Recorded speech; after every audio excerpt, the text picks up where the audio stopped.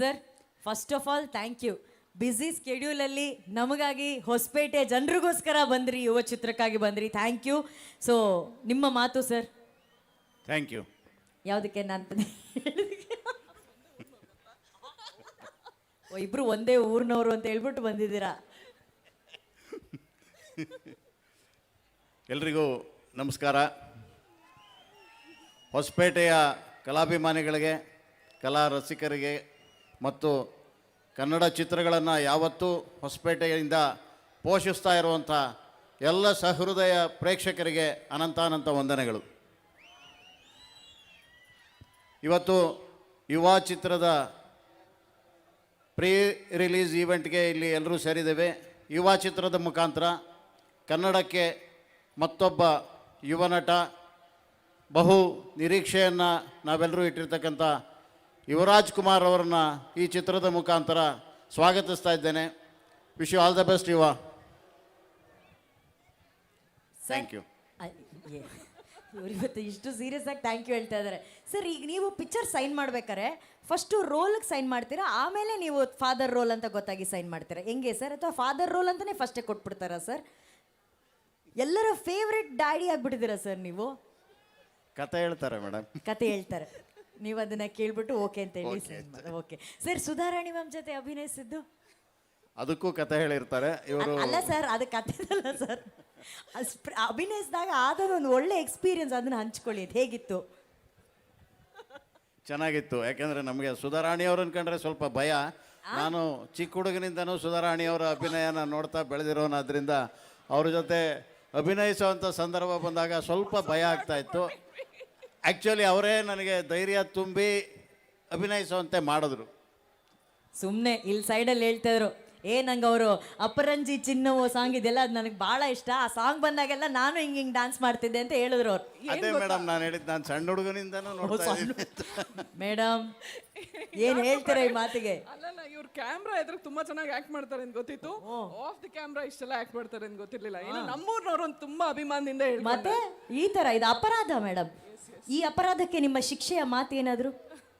ಆಮೇಲೆ ವಿಚಾರಿಸ್ಕೊತೀನಿ. ಆಮೇಲೆ ಒಂದೇ ಊರಿಗೆಲ್ಲ ಟಿಕೆಟೇ ಕಟ್ ಮಾಡಿಬಿಡ್ತಾರೆ.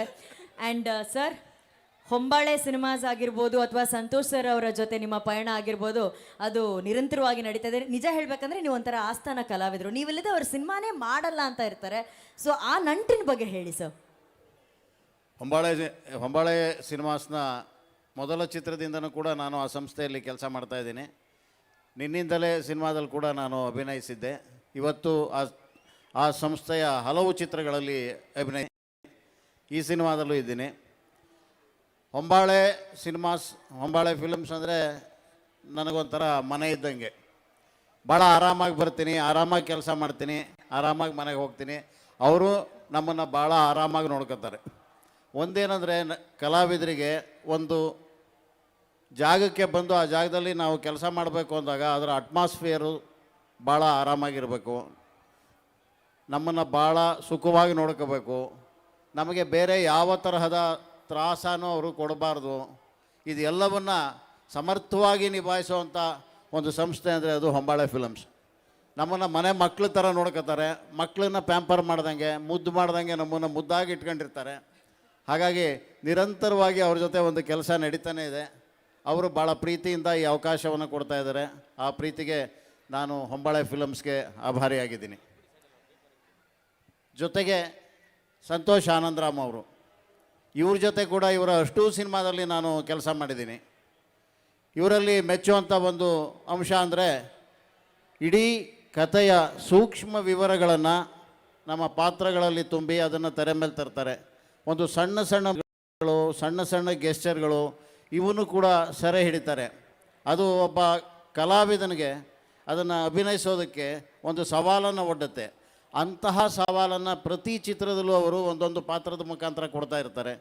ಅದು ಭಾಳ ಇಷ್ಟವಾದಂಥ ವಿಷಯ. ಹಾಗಾಗಿ ಅವ್ರ ಜೊತೆ ನಾನು ಯಾವತ್ತೂ ಕೆಲಸ ಮಾಡ್ತಾ ಇರ್ತೀನಿ. ಮುಂದೆ ಅವರು ಅವಕಾಶ ಕೊಟ್ಟರೆ ಖಂಡಿತ ನಾನು ಕೆಲಸ ಮಾಡೇ ಮಾಡ್ತೀನಿ. ನನ್ನ ಮಾತೆಲ್ಲ ಅವ್ರು ಹೇಳ್ಬಿಟ್ರು.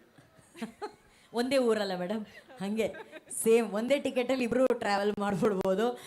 ಇವ್ರಿಗೆ ಟಿಕೆಟ್ ಫ್ರೀ. ಓಹೋ, ಮಹಿಳೆಯರಿಗೆ ಟಿಕೆಟ್ ಫ್ರೀ.